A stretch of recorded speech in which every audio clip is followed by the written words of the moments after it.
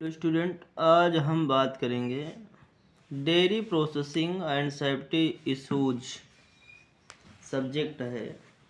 ठीक है, किस सेमेस्टर का है? सेकंड सेमेस्टर का है और प्रीवियस ईयर का पेपर है।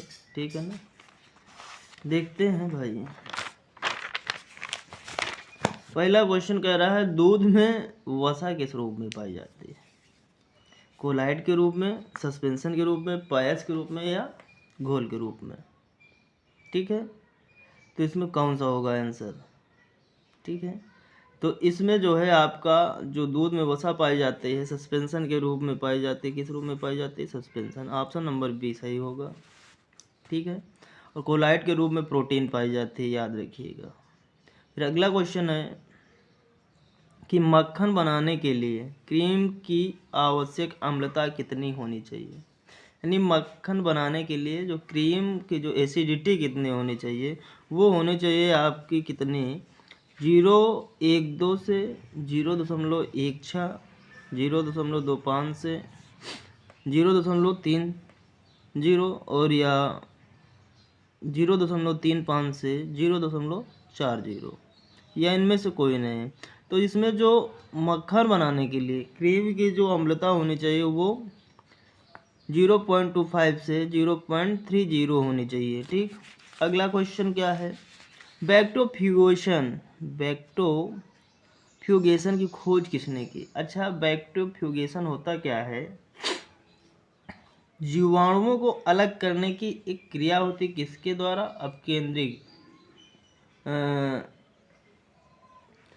अपकेंद्री बल के द्वारा जो है बैक्टीरिया को अलग करने की क्रिया ही बैक्टोफ्यूगेशन कहलाता है। और इसको खोजने वाले कौन थे? ये थे एस मोनार्ड साहब थे। कौन थे? एस मोनार्ड थे। ऑप्शन नंबर सी सही होगा इसमें। ठीक है, अगला क्वेश्चन है जैसे लुई पाश्चर इसमें दे रखा है, तो इन्होंने किसकी खोज? पाश्चराइजेशन की खोज की थी। ठीक है, तो इसमें ऑप्शन नंबर सी सही होगा।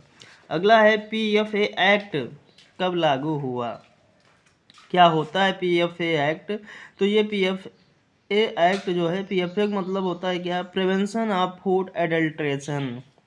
Prevention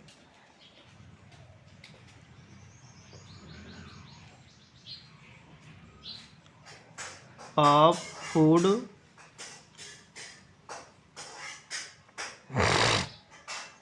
adulteration. ठीक है ना, ये कब लागू हुआ? 1954 में लागू हुआ। ऑप्शन नंबर बी सही होगा। क्लियर। फिर अगला क्वेश्चन है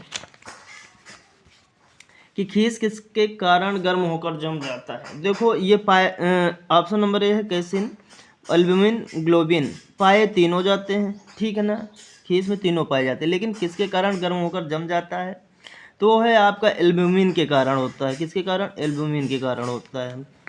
फिर अगला क्या है क्वेश्चन कि दूध में पराबैंगनी किरणों द्वारा विटामिन डी बढ़ता है। भाई विटामिन जो है पाई ही जाती है।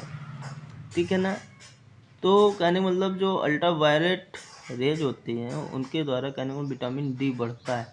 तो कैसा दूध होगा? विटामिन युक्त या विकर्णित दूध या सुवासित या भरा हुआ दूध? तो विटामिन युक्त होता ही है, तो यही होगा ऑप्शन नंबर ए।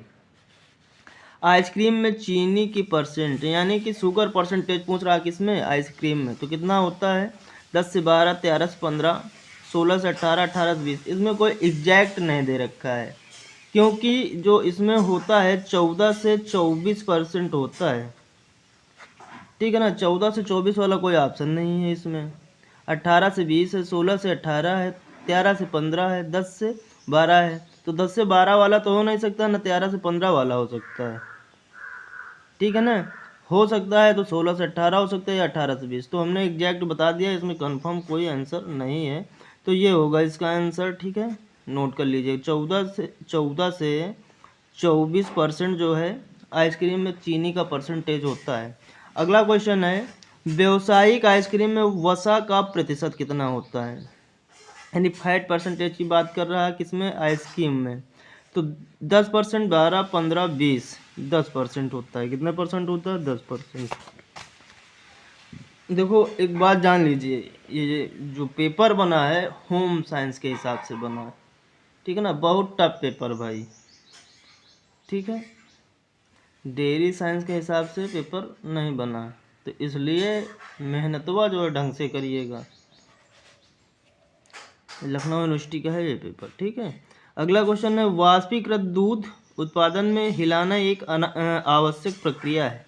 यानी कहने का मतलब जब दूध को गर्म करते हैं उसको तो हिलाते हैं, तो किस लिए हिलाया जाता है?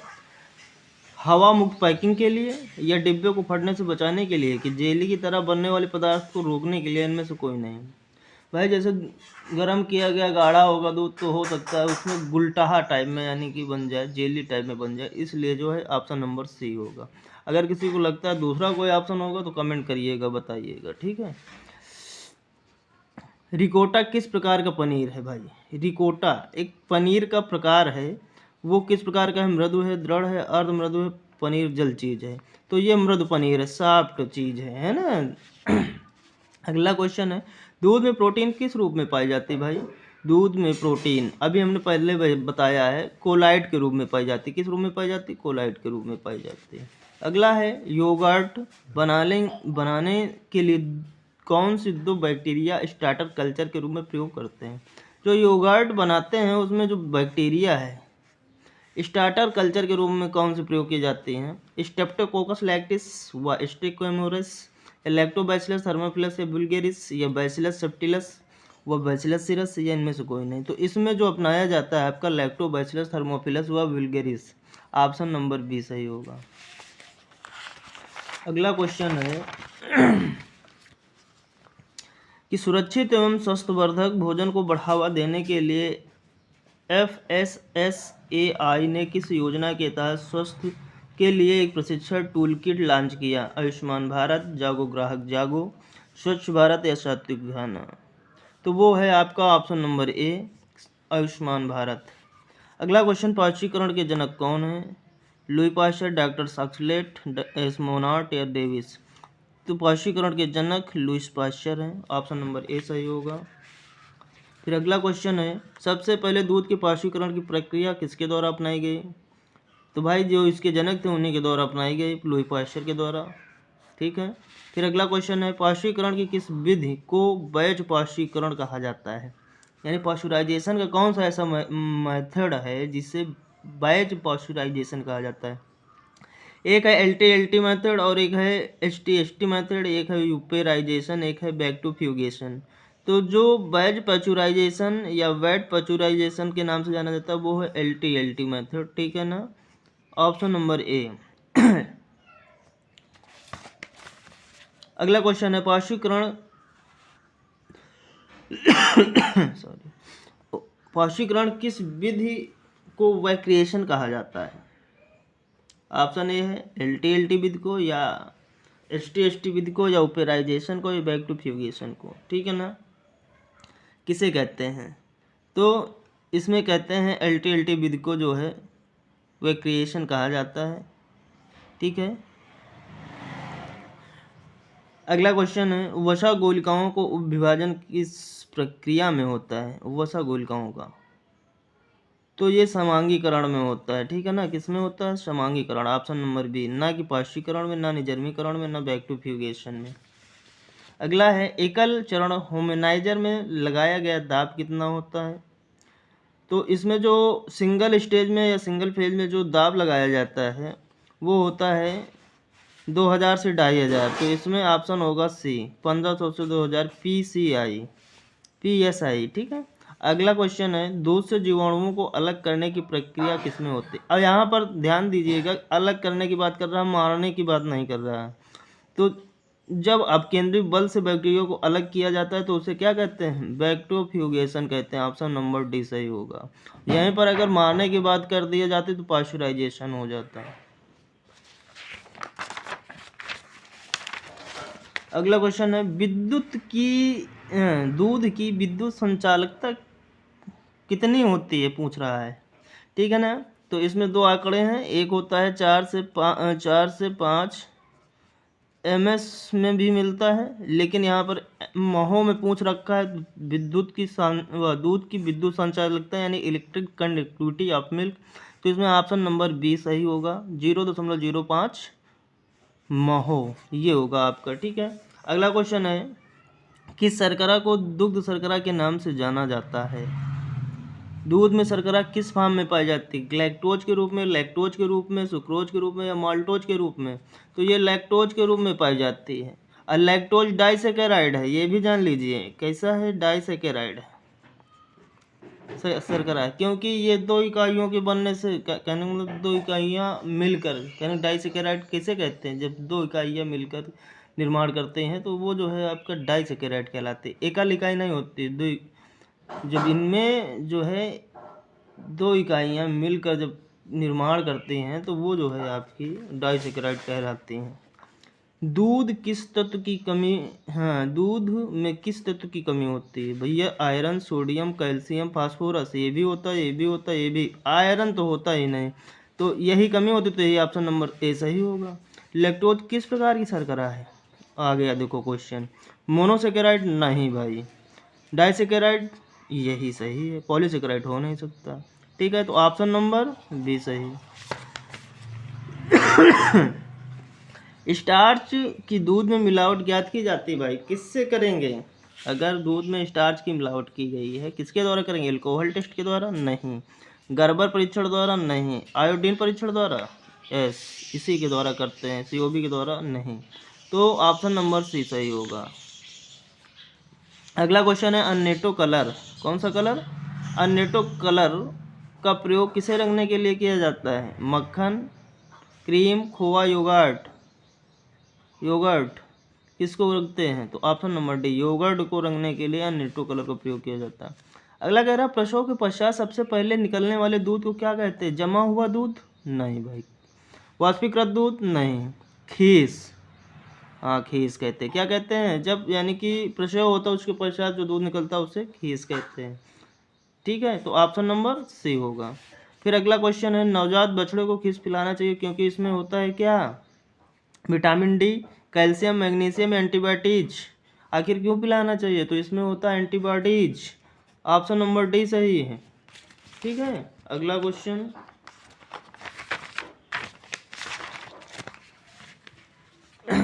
कह रहा है कि मक्खन धोने के लिए पानी का तापमान होना चाहिए, ठीक है ना, छाछ के तापमान से कम या छाछ के तापमान से अधिक, या छाछ के तापमान के समान या उपरोक्त में से कोई नहीं। भैया ये सब लोग बता सकते हैं। क्वेश्चन क्या है? मक्खन धोने के लिए जो धोने का पानी का तापमान कितना होना चाहिए? छाछ के तापमान से कम या छाछ के तापमान से अधिक या उसके समान। देखे होंगे जब घर में माठा वाठा मारा जाता है तो वही में पहले तो क्या किया जाता है? बताओ भाई।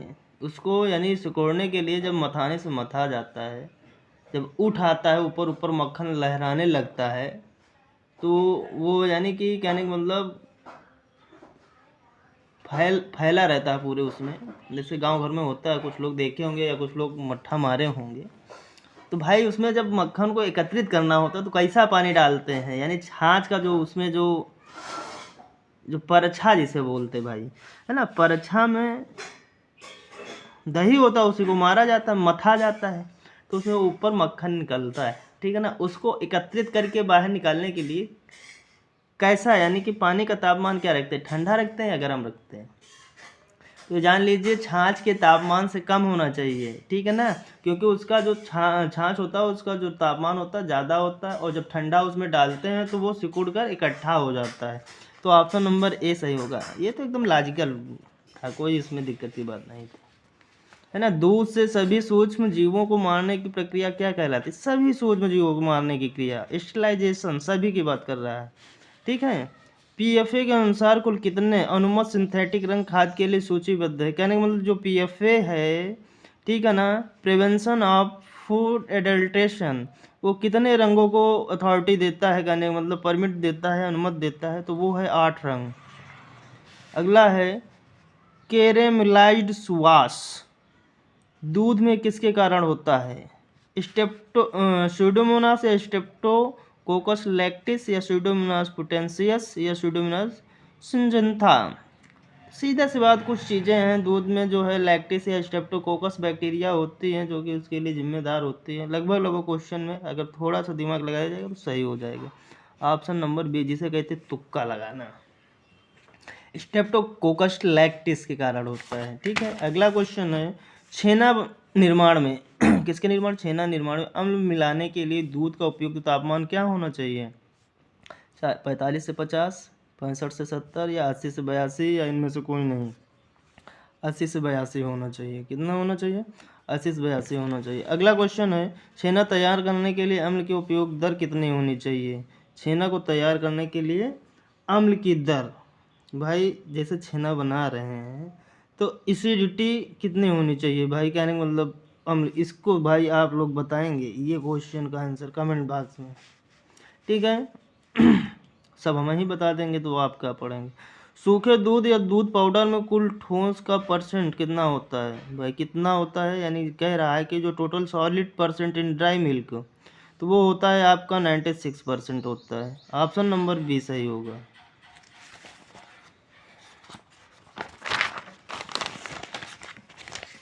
अगला क्वेश्चन है गाय के दूध में हल्के पीले रंग के कारण जिम्मेदार कैरोटीन होता है या जेंतोफिल होता है या राइबोफ्लेविन या एंथोसाइनिन? तो कैरोटीन होता है। पाश्चुरीकरण द्वारा दुग्ध परिरक्षण की विधि है कौन सी है? तापीय संस्करण द्वारा, सुखाने द्वारा, शीत प्रसंस्करण या वाष्पीकरण? तापीय संस्करण के द्वारा पाश्चुराइजेशन होता है। दूध एवं दुग्ध उत्पादन में सुवास किसके कारण पाया जाता है? भाई किसके कारण सुवास यानी फ्लेवर किसके? वसा, प्रोटीन, आयरन, कैल्शियम। तो प्रोटीन के कारण, प्रोटीन हो गया, लिपिड हो गया, क्या हो गया? लिपिड हो गया, और कार्बोहाइड्रेट हो गया, कार्बोहाइड्रेट, इन सब के कारण फ्लेवर मिलता है, याद रखिएगा। धाप किस्म का खोवा किसके लिए उपयुक्त है? भाई जो खोवा होता है धाप खोवा, ठीक है ना, बर्फी के लिए, पंतुआ के लिए, या पेड़ा के लिए, या कलाकंद के लिए। तो ये कलाकंद या रसगुल्ला जिसे कहते हैं उसके लिए उपयुक्त होता है। अगला है FOSTAC का पूर्ण नेम क्या होता है? तो FOSTAC का फुल नेम होता है food safety training and certification, या food safety training and commission, या food safety training and certification, या food safety training and commission. तो ये होता है इसका food safety training and certification, इसका फुल नेम होता है। पूरा पेपर जो है ये होम साइंस से बना है, ठीक है ना। छेना तैयार करने के लिए कौन सा अम्ल सबसे उपयुक्त है? सिट्रिक अम्ल, लैक्टिक अम्ल, या एसिटिक अम्ल, या सिट्रिक अम्ल, या सल्फ्यूरिक अम्ल? तो सिट्रिक अम्ल होता है, ठीक है। अगला क्वेश्चन, PFA नियम के अनुसार शुष्क दूध चूर्ण में वसा की न्यूनतम परसेंट यानी मात्रा कितनी होती है? यानी शुष्क दूध में फैट का परसेंटेज कितना होता है? तो ये देखो जो फैट का परसेंट होता है में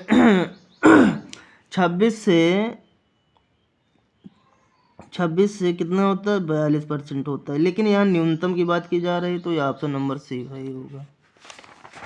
मैक्सिमम की बात करेंगे तो 42 होगा। अगला क्वेश्चन है खाद्य सुरक्षा एवं मानक अधिनियम 2006 को भारतीय संसद द्वारा पारित एवं अधिसूचित किया गया। देखो एक जो अधिनियम है food safety and standard act 2006 भारतीय संसद द्वारा पारित एवं अधिसूचित किया गया। कब किया गया ये बात कह रहा है। देखो ये 23 अगस्त को जो है कहने कम टू यानी कि आया, और 24 को गजट किया गया, 24 अगस्त 2006 को। क्लियर। अगला क्वेश्चन है दही बनाने के लिए उपयुक्त बैक्टीरिया स्ट्रेप्टोकोकस लैक्टिस, या स्ट्रेप्टोकोकस थर्मोफिलस, या बैसिलस सब्टिलिस? तो इसमें स्ट्रेप्टोकोकस लैक्टिस जो है दही बनाने के लिए सबसे उपयुक्त बैक्टीरिया है। चीज़ की पैराफिनिंग के लिए पैराफिन तरल का लिक्विड तापमान कितना होना चाहिए? देखो पैराफिनिंग क्या होता है, एक तरह से वैक्स होती है, मोम होती है, ठीक है ना, एक लिक्विड फॉर्म में होता है। जो टेम्परेचर कितना होना चाहिए वो होना चाहिए 30 से 31, या 105 से 120, या 75 से 90। तो 105 से 120 या आपको मिलेगा 100 से 121 अंश सेल्सियस, यही मिलेगा, ठीक है ना। तो ये आपका बी नंबर सही होगा। दही में अम्लीय परसेंटेज कितना होता है?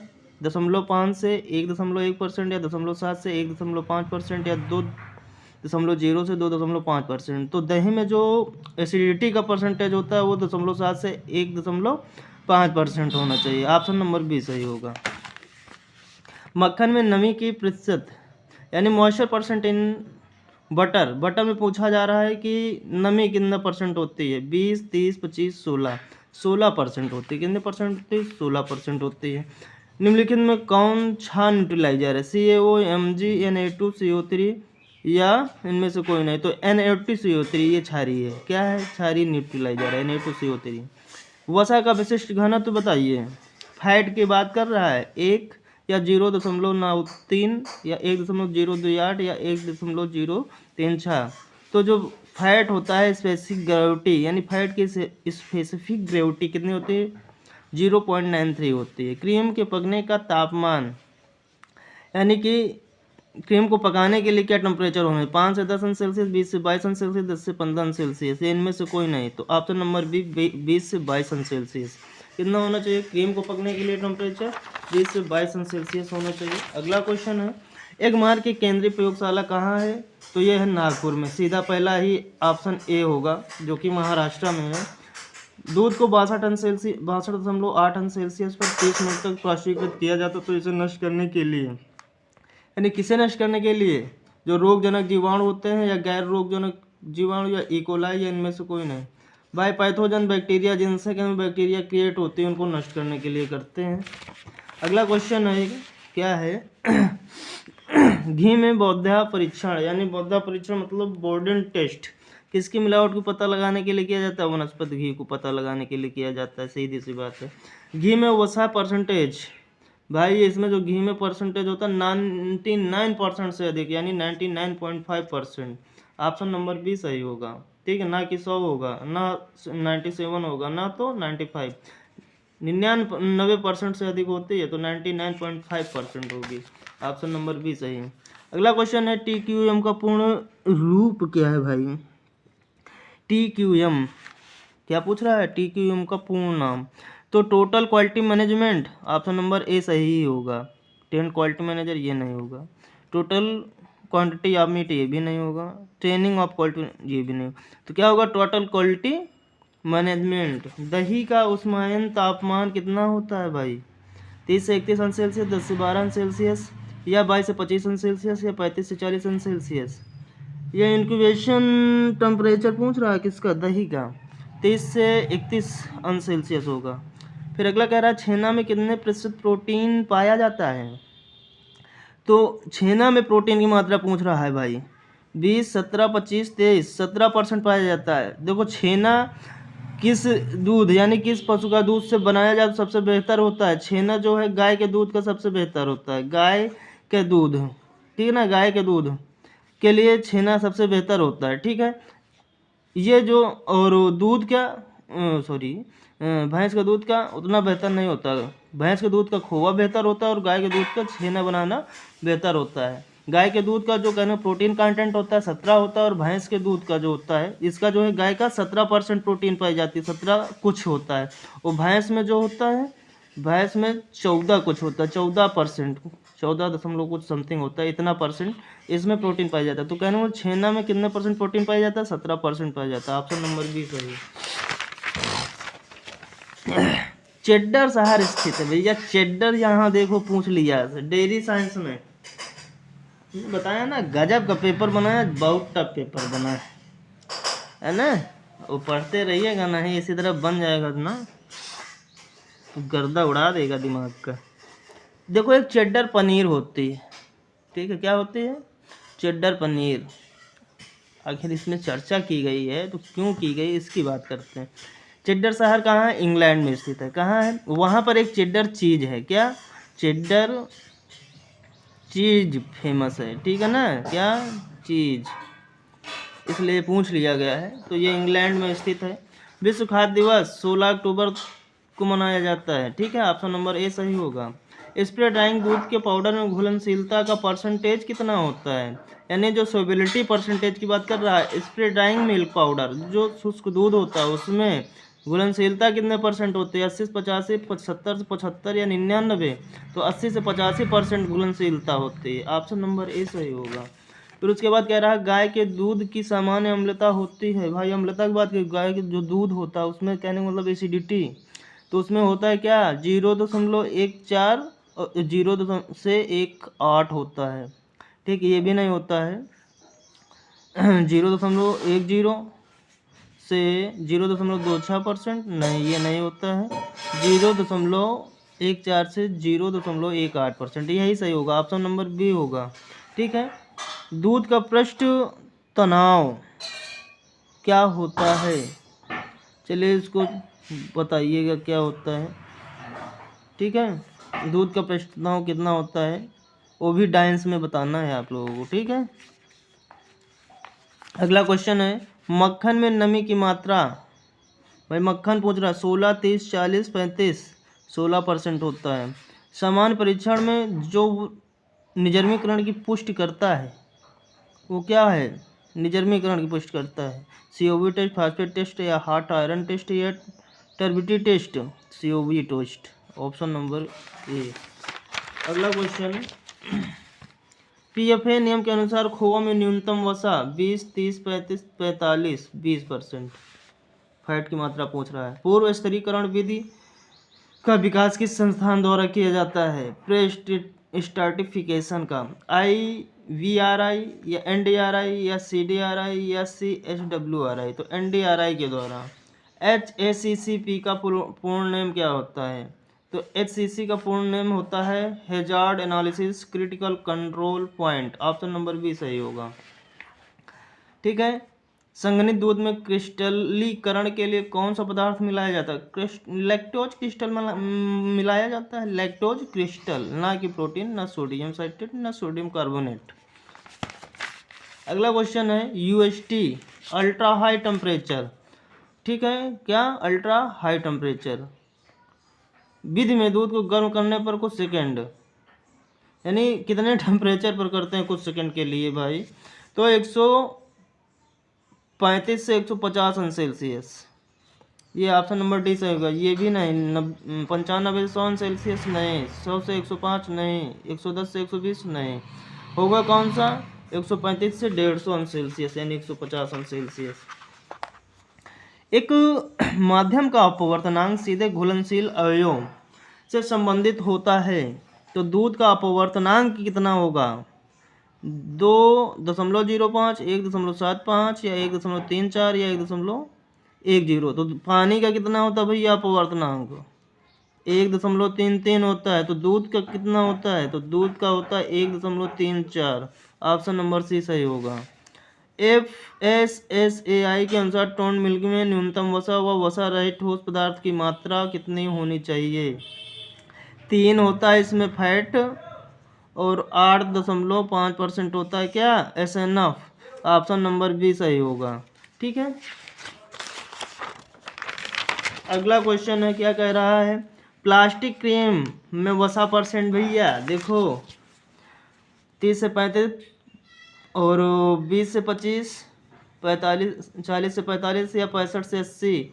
देखो जो प्लास्टिक क्रीम होती है इसमें जो फैट होता है 60% से अधिक होता है, से अधिक यानी या ग्रेटर देन 60%, तो ऑप्शन नंबर डी होगा, ठीक है। क्रीम सेपरेटर किस भाग को मशीन का हृदय कहा जाता है, देखो जो इसमें मुख्य पार्ट होते हैं उनकी बात कर रहा है। देखो क्रीम स्क्रू कहाँ है, बॉटम डिस्क कहाँ है, बाउल कहाँ है, तो ये जो क्रीम स्क्रू होता है ये जो है क्रीम को गाढ़ा व पतला करता है, गाढ़ा व पतला करने के लिए इसको यूज करते हैं, ठीक है ना। लेकिन हृदय की बात कही रहा, किसकी, हृदय हार्ट, मशीन का हार्ट होता है वो होता है बाउल, कटोरा। अगली बात, मक्खन में पाया जाने वाला वसा का परसेंटेज कितना होता है, भाई मक्खन में जो फैट पाया जाता है 50, 65, 80, 90, 80% पाया जाता है, कितना 80%, क्योंकि मक्खन में जो मॉइस्चर होता है 20%, तो 80% फैट 20% पानी, 100% हुआ कि नहीं, हो गया। टेबल क्रीम में वसा का परसेंट सॉरी, टेबल क्रीम में वसा का परसेंट कितना पाया जाता है भाई, 20 से 25%, 30 से 35% या 40 से 45% या 65 से 85%। तो जो टेबल क्रीम होती है उसमें जो फैट का परसेंटेज होता है 20 से 25%, क्लियर।